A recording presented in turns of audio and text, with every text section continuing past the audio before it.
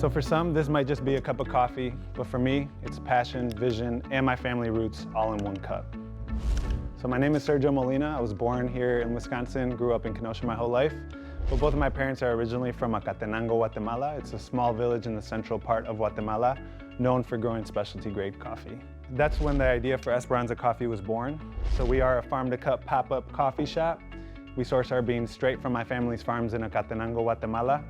And our mission is to connect you to people, places, and coffee. And you can try a sample here in front of you. So I have the cold brew. It's just straight up cold brew, no cream, no sugar. And then the second one is a mixture that we decided to do after working with some Mexican food vendors at one of our pop-ups. That's horchata, so it's a rice-based cinnamon water. It's very popular in Central America, so you see it at Mexican restaurants. It's served in Guatemala as well, where my family's from, and I mix it with the cold brew. So where do you put all your pop-up stores? So I work at farmers markets. So I started just on the weekends. So I started working at a cafe during the week to learn how to make coffee because I didn't know how to make it at all. I didn't even know if it was a passion of mine, if I would enjoy it or not. But once we got our first shipment of coffee into the States, I started serving at local farmers markets. So Kenosha, Racine area is where I'm focusing on. So I was doing the Kenosha Farmers Market and then also a small market in Racine. The cold brew is quite good. It has quite a kick. Yeah. I may be awake for the next 48 hours. That's a good thing, though. Not until you take that And coffee. that cinnamon rice is absolutely delicious. They're such a contrasting taste. I really liked it. I didn't know what to expect going from one to the other, and it's actually delicious. It just reminds me of a ridiculously good but lighter latte. Yeah, I'm glad you like it. What is, just out of curiosity for our viewers, what is special about Guatemalan coffee beans? I think it's the people who produce it.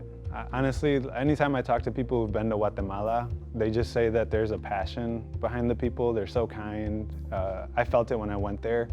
When I moved back to my family's hometown, there's like a warmth to the people. So I think they're really passionate about what they do, and you can taste it through the cup of coffee. We also work with Anodyne, so they're based out of Milwaukee. So I don't do my own roasting. I learned how to make coffee at Anodyne, and that's how I developed the relationship with them. So I was a barista for about 2 years, and they agreed to be our roaster. The way it's set up right now, it's similar to a consignment deal. So the beans get shipped to them, I ship them to Anodyne, and then we roast them as we need them. So It seems like you have so many different types of opportunities. When you think about focusing and needing help, what areas do you really want to focus on, and then what type of help do you need? So we finally got our hands on a trailer because I think there's a huge opportunity to do these markets and people walking up to us and ordering. To be able to do that in my area, you have to go to where the crowds are. So there is a huge farmers market. It's, I want to say, the second or third largest one in the state.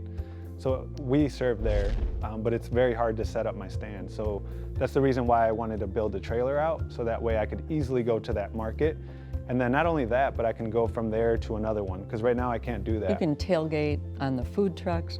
You can take it to events. So I think I want to scale out with more trailers and more drive-through opportunities, because we have that drive-through right now that serves as our commercial kitchen, and it's just awesome because we can actually serve coffee out of it too. So I'd want to keep that one, but also scale out and build this trailer out, and then eventually hopefully build out more trailers or drive-throughs, whatever it may be. I think that's the way to scale it out. All right, well, thank you very much. Yeah, Yeah, thank you. Terrific. Thank you.